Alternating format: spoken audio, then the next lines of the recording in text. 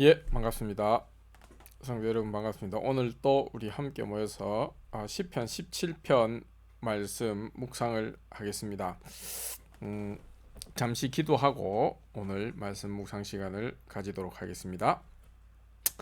아버지 하나님 감사합니다. 저희들 수요일을 맞이해서 이제 시편 말씀을 또 묵상하려고 합니다. 오늘은 17편 묵상하려고 합니다. 주님께서 저희들에게 지혜를 주시고 또 이 말씀을 묵상하는 중에 저희들에게 깨달음을 주시옵소서.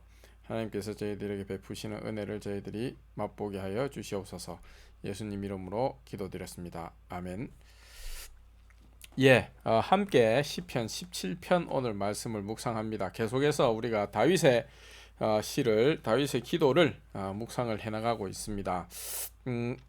같이 먼저 읽고 우리 함께 묵상하도록 하겠습니다. 1절부터입니다. 다윗의 기도. 여호와여, 의의 호소를 들으소서. 나의 울부짖음에 주의하소서. 거짓되지 아니한 입술에서 나오는 나의 기도에 귀를 기울이소서. 주께서 나를 판단하시며 주의 눈으로 공평함을 살피소서. 주께서 내 마음을 시험하시고 밤에 내게 오시어서 나를 감찰하셨으나 흠을 찾지 못하였사오니 내가 결심하고 입으로 범죄하지 아니하리이다. 사람의 행사로 논하면 나는 주의 입술의 말씀을 따라 스스로 삼가서 포악한 자의 길을 가지 아니하였사오며 나의 걸음이 주의 길을 굳게 지키고 실족하지 아니하였나이다. 하나님이여, 내게 응답하시겠으므로 내가 불렀사오니 내게 귀를 기울여 내 말을 들으소서. 주께 피하는 자들을 그 일어나 치는 자들에게서 오른손으로 구원하시는 주여, 주의 기이한 사랑을 나타내소서. 나를 눈동자같이 지키시고 주의 날개 그늘 아래에 감추사 내 앞에서 나를 압제하는 악인들과 나의 목숨을 노리는 원수들에게서 벗어나게 하소서. 그들의 마음은 기름에 잠겼으며 그들의 입은 교만하게 말하나이다. 이제 우리가 걸어가는 것을 그들이 애워싸서 노려보고 땅에 넘어뜨리려 하나이다. 그는 그 움킨 것을 찢으려 하는 사자 같으며 은밀한 곳에 엎드린 젊은 사자 같으니이다. 여호와여, 일어나 그를 대항하여 넘어뜨리시고 주의 칼로 악인에게서 나의 영혼을 구원하소서. 여호와여, 이 세상에 살아있는 동안 그들의 분깃을 받은 사람들에게서 주의 손으로 나를 구하소서. 그들은 주의 제물로 배를 채우고 자녀로 만족하고 그들의 남은 산업을 그들의 어린 아이들에게 물려주는 자니이다. 나는 의로운 중에 주의 얼굴을 배우리니 깰 때에 주의 형상으로 만족하리이다. 아멘. 여기까지입니다. 예, 우리가 시편 17편을 이제 보려고 하는데 여기도 보면은 다윗의 기도라고 되어 있습니다. 이제 다윗의 그 기도, 특별히 이제 항상 우리가 이걸 보면은 고난 중에 하는 기도임을 우리가 볼 수 있습니다. 그래서 뭐 거의 뭐 이렇게 참 다윗이 고난 중에서 참 기도를 많이 했던 것 같아요. 뭐 당연하겠지만은 그래서 참 우리가 이 시편을 들여다보면은 다윗의 그 답답한 마음이 어떻게 보면은 참 우리가 잘 드러나 있습니다. 어, 그래서 항상 다윗은 여호와 하나님께 호소를 하죠. 호소. 그리고 울부짖고, 그 울부짖는다라는 것은 그의 상황이 참 녹록치 않다. 그리고 그가 많은 고난을 당하고 있다. 이런 것을 어, 보여줍니다. 음, 그래서 이제 다윗의 기도가 되는 것은 다윗의 기도가 되는 것은 바로 그가 어떻습니까? 고난 당하는 자리에 있다라는 증거가 확실하기 때문입니다. 그렇지 않습니까? 그 증거가 바로 뭡니까? 그의 울부짖음. 그리고 그가 실제로 핍박 당하는 그 핍박 그것이죠. 예. 그래서 이제 다윗이 이 이제 다윗의 기도의 어떤 가장 핵심 중에 하나가 뭐냐면은 소위 말하는 인과응보입니다. 인과응보. 그 인과응보라는 게 우리가 뭐 이제 권선징악에 이렇게 이어지는 어떤 그런 것이지 않습니까? 우리가 어, 예를 들면 우리나라 전래동화 같은 것들을 보면은 권선징악이죠. 권선징악은 뭐예요? 선을 권하고 악을 이제 징계한다. 뭐 이런 그 대부분의 이제 많은 전래동화나 아니면은 뭐 우리나라 꼭 그 전래동화가 아니라도 세계 곳곳에 있는 어떤 뭐 아름다운 미담이라든지 민담이라든지 뭐 이런 것들을 보면은 대체적으로다가 뭡니까 착한 일들은 이렇게 장려를 하고 나쁜 사람들은 응징을 당하는 그런 이야기들이 있습니다. 대체적으로 그렇게 있죠. 그러고 세상은 또 그런 식으로 되어야지 이게 바르게 흘러가는 거고 그렇기 때문에 또 권선징악의 그 이야기들이 많고요. 그래서 대체적으로 이제 그런 것인데요. 그래서 이제 권선징악이라는 것은 뭐예요? 항상 착한 사람들이 혹은 더 나아가서는 영웅이 어, 되게 고난을 당하고 안 좋은 일을 당하다가 이제 마지막에 이기거나 아니면 이제 악인을 무찌르거나 그리고 악인이 악한 사람이 어떻게 됩니까? 뭐 신적인 존재들이나 어떤 그런 음, 혹은 뭐 이렇게 여러 가지 상황이 이렇게 변해서 징계를 받고 응징을 받죠. 그래서 그걸 보고 이제 인과응보라고 합니다. 그렇지 않습니까? 그러니까 일이 제대로 됐다. 받은 대로 받았다. 착한 일을 했으니까 이제 착하게 보응을 그 보상을 받고 악인들은 지가 원래 나쁜 짓을 그렇게 했으니까 이제 어 그에 대한 보응을 받았다. 이게 이제 또 인과응보잖아요. 그러니까 권선징악과 인과응보가 어떻게 보면 한 세트로 보통은 갑니다. 근데 이제 다윗이 이제 지금 절절하게 기도를 하면서 반박하고 있는 부분이 바로 그 부분이에요.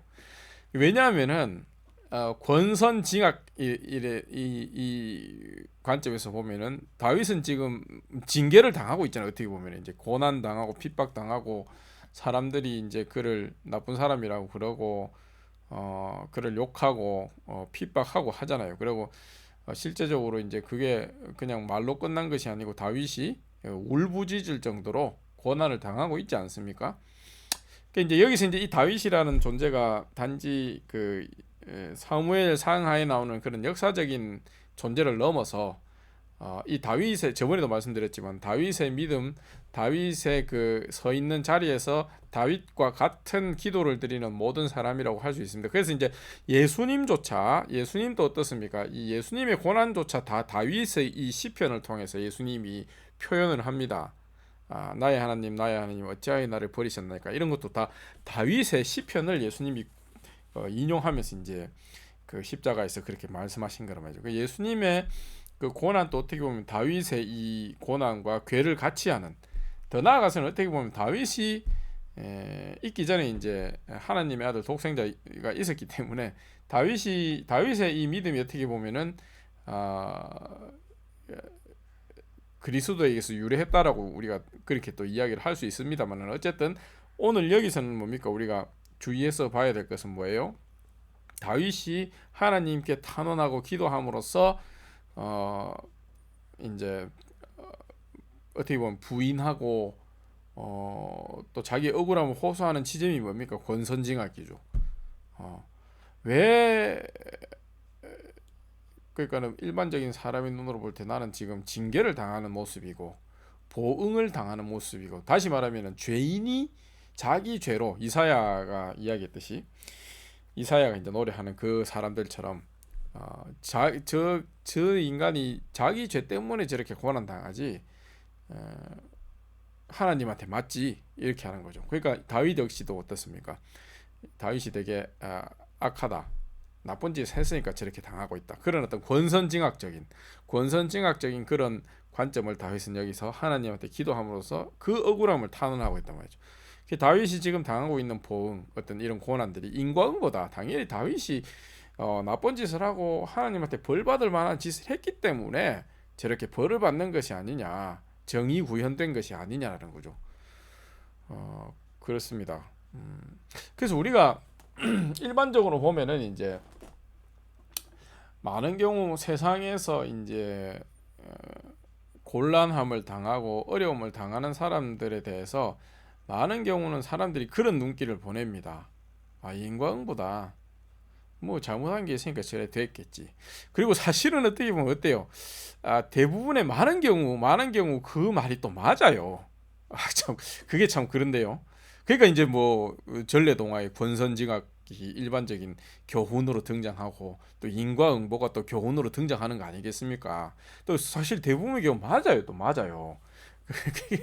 그러니까 자기가 되게 좀 어리석게 행했거나 아니면 나쁜 짓을 했거나 하면 했기 때문에 이제 지금 이렇게 좀 고난을 당하고 어떻게 보면은 나쁜 일을 당하고 있다. 이 대체적으로 맞죠. 맞는데 이제 다윗이 이제 진짜 억울해하는 것도 다윗 자신도 사실은 그렇게 사람들이 보고 있다라는 거죠. 아, 근데 다윗은 자기는 그게 아니라는 것을 어떻게 사람들 앞에 증명을 할 길이 없습니다. 길이 없어요. 왜냐하면은 다윗의 모습이라는 게 딱 뭡니까? 하나님과 사람 앞에서 악을 행해서 저렇게 보응을 받는 그 죄인의 형상, 죄인의 모습이기 때문에 이걸 뭐 어떻게 어 사람들한테 이렇게 호소를 할 수가 없어요. 호소를 할 수가 없습니다, 이게. 그래서 이 다윗이 항상 이 기도를 하죠. 그래서 기도를 합니다. 그래서 3절에 보면 2절 3절 이게 항상 이런 이야기들이 나오는데 그러니까 하나님이 내를 한번 판단해 보십시오. 제발 내가 죄가 있습니까? 내가 이렇게 사람들이 저를 악하다고 할 만한 그런 죄가 저한테 있습니까? 제가 하나님 눈앞에 판단해 봤을 때 하나님께서 저를 판단해 봤을 때 저에게 흠을 찾을 수가 있습니까? 제가 진짜 지옥 갈 만한 그런 흠이 있는가요? 이 말이죠. 이게 이제 저번에도 말씀드렸지만 다윗이 교만한 증거가 아니라고 했습니다. 물론 다윗도 다른 시편에 보면은 자기가 어미 뱃속에서 자기 엄마 뱃속에서부터 죄 중에 잉태됐다 하면서 그런 이야기를 해요. 다시 말하면은 자기가 도덕적으로는 윤리적인 차원에서는 뭐 완벽한 자다 이런 이야기를 지금 여기서 2절 3절에서 하는 게 아니라고 했습니다. 이게 뭐예요? 그러면은 하나님의 의의 관점에서 하나님의 그 긍휼과 자비, 그 인자하신 하나님, 히브리어로 헤세드의 그 하나님의 그 관점에서 봤을 때 저는 제가 흠이 없습니다 이 말이죠. 뭐 내가 이게 도덕적 성인 군자입니다. 뭐 내가 도덕적인 흠이 없습니다. 하나도 뭐 윤리적으로 내가 나쁜 짓을 한 적이 없어요. 이런 이야기가 아니라고 했습니다. 흠이 없습니다. 흠이 없습니다. 그래서 4절에 보면은 사람의 행사 그 증거가 뭐냐? 사람의 행사로 논하면은 나는 주의 입술의 말씀을 따라 스스로 삼가서 포악한 자의 길을 가지 않았다. 이게 이제 다 하나님의 그 헤세드 인자하심, 인애하심, 그 자비, 은혜, 긍휼 그것과 관련되어 있다고 했죠. 나의 걸음이 주의 길을 굳게 지키고 실족하지 아니하였나이다.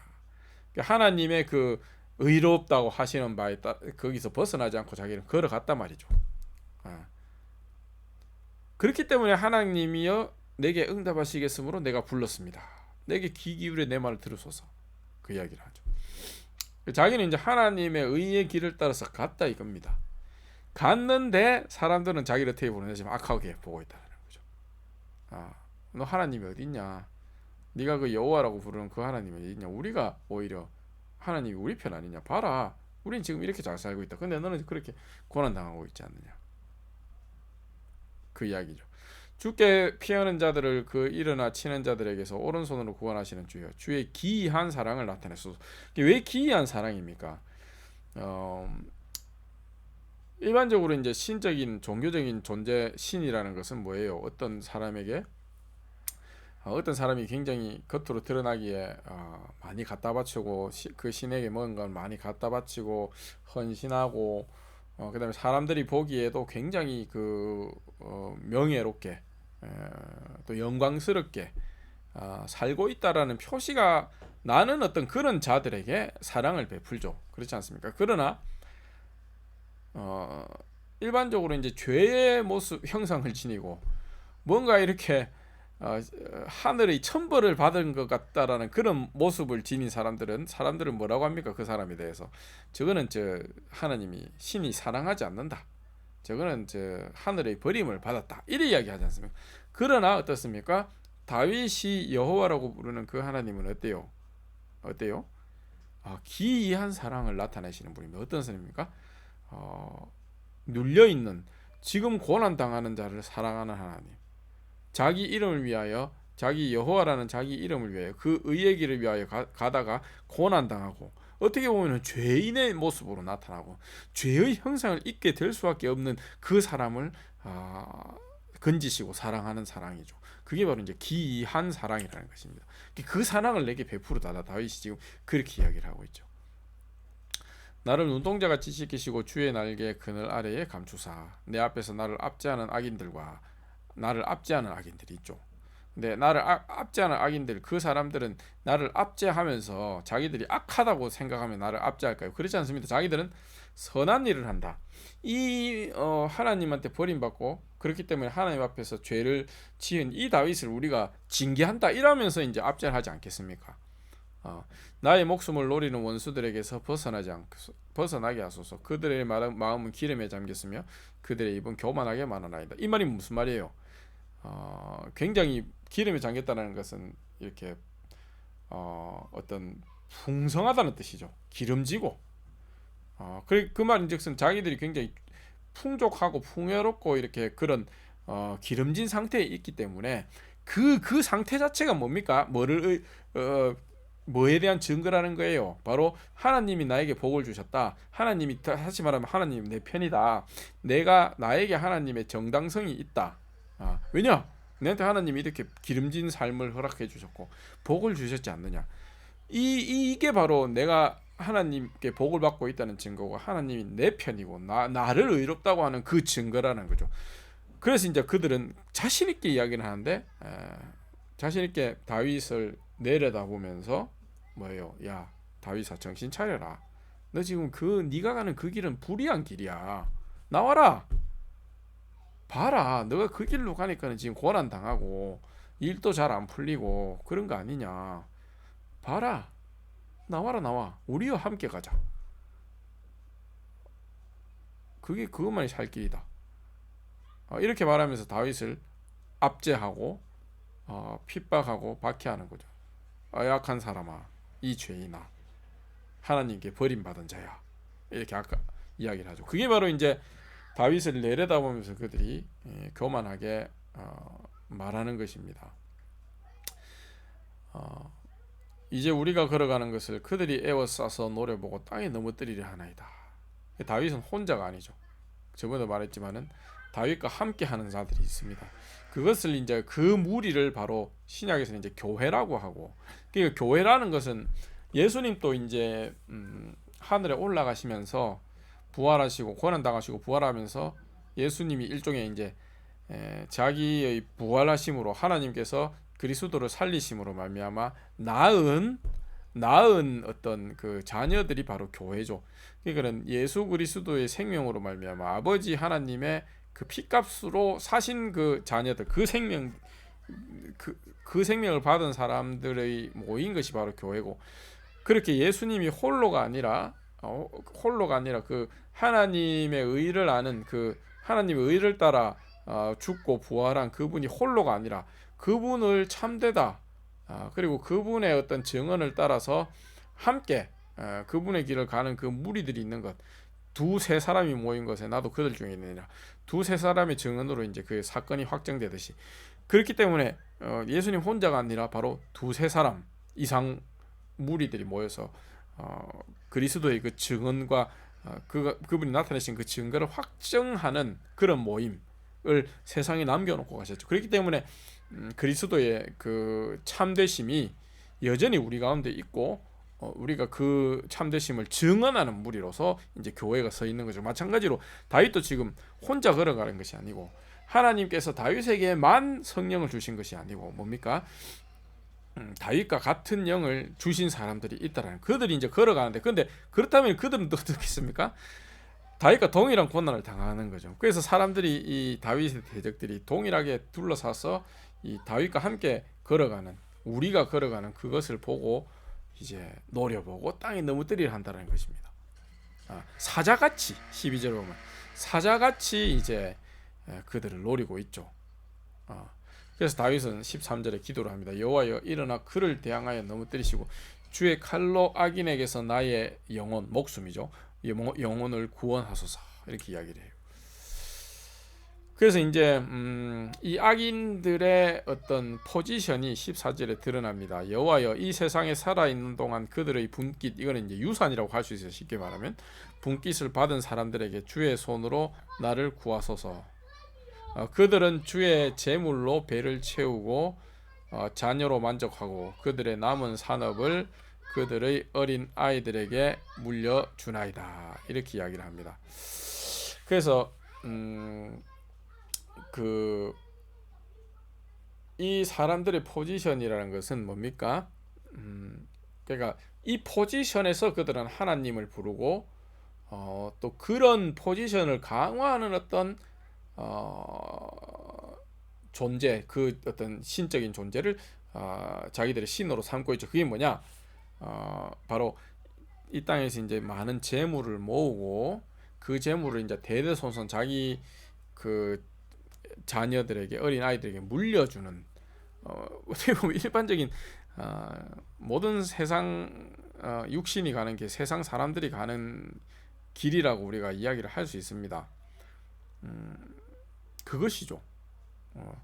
그것이 바로 이들의 어떤 근본적인 포지셔닝이고, 그리고 그것을 긍정하고 그것을 강화해주는 어떤 신적인 존재, 어떤 신, 이것을 이제 이런 존재를 자기들의 하나님으로 삼고 또 그런 존재가 자기들의 어떤 그 재산을 많이 모으고 또 그것을 자기들 대대손손 혈과 육, 혈통을 따라서 이렇게 물려주는 어떤 그런 것을 지지해주고 또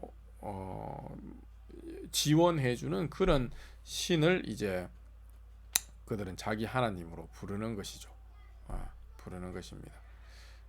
그래서 바로 그것이 이제 이 사람들의 어떤 포지셔닝이고, 여호와라는 이름도 이 사람들은 그런 포지셔닝을 따라 이제 부른다라는 거죠. 이것이 이제 다윗과 같은 여호와의 이름을 부른다 하더라도 전혀 다른 이 여호와 하나님을 섬기고 있는 표시라는 것입니다. 15절에 보면 나는 의로운 중에 주의 얼굴을 배우리니 깰 때에 주의 형상으로 만족하리이다. 이 깬다라는 것은 물론 이제 아침에 자고 일난다 이것도 되지만은 깬다라는 것은 항상, 잠이라는 것은 항상 뭡니까? 어떤 형태의 죽음이 지나서 이제 다시 깨는 거죠. 그렇지 않습니까? 그래서 우리 부활도 이제 깬다라는 표현으로 많이 쓰는데 깨기 때문에 이제 그 앞에 어떤 죽음을 꼭 죽음이라고 생각하지 않고 뭐예요? 잠으로 이제 포지셔닝을 할 수 있는 거죠. 깰 때의 주의 형상으로 만족한다. 이것은 그냥 아침에 일어나 보니까 이제 하나님 형상이 있다, 뭐 단지 그런 의미가 아니라 다윗이 여기서 이제 부활을 바라보고 있다고 우리가 볼 수 있습니다.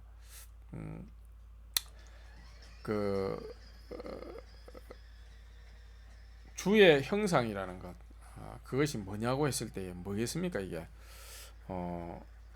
우리가 죽고 나서 이제 죽고 다시 눈을 떴을 때에 우리가 뭐를 가지고 만족할 수 있을까요? 뭐 굉장한 재물과 엄청난 쾌락이나 이런 것을 가지고 우리가 또 만족하겠습니까? 그런 것은 우리가 죽기 전에도 이제 구하려고 하면 구할 수 있는 것이고, 그렇지 않습니까? 그럼 우리가 뭐를 가지고 진짜 우리의 그 목마름이 없어지고 만족하겠습니까? 바로 그 하나님의 긍휼, 하나님의 그 인자하심,